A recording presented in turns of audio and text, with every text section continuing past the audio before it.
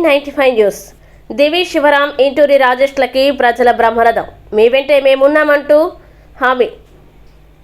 కందుకూరు నియోజకవర్గ స్వతంత్ర అభ్యర్థి ఇంటూరి రాజేష్, కందుకూరు మాజీ ఎమ్మెల్యే దివి శివరాంలకి ప్రజలు బ్రహ్మరథం పట్టారు.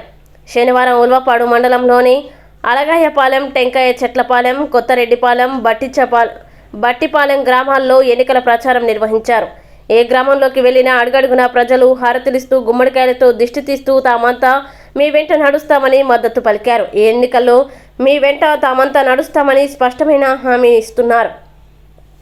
కందుకూరు ఎమ్మెల్యేగా దివి శివరాం తమకు చేసిన సేవల్ని ప్రజలు గుర్తు చేసుకున్నారు. 4.5 సంవత్సరాలుగా ఇంటూరి రాజేష్ 4.5 సంవత్సరాలుగా తమకు ఏ కష్టం వచ్చినా ఆదుకోవడమే గాక ఎన్నో రకాలుగా ఆర్థిక సహాయాలు చేసి ఎంతో మందిని ఆదుకున్న వ్యక్తి రాజేష్ అని తమ మద్దతు ఆయనకే ఉంటుందని చెప్పారు. ప్రజల పక్షాన ఇంటూరి రాజేష్ని గెలిపించుకొని తీరుతామని చెప్తున్నారు.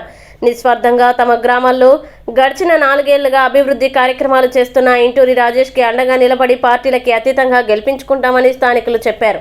ఈ కార్యక్రమంలో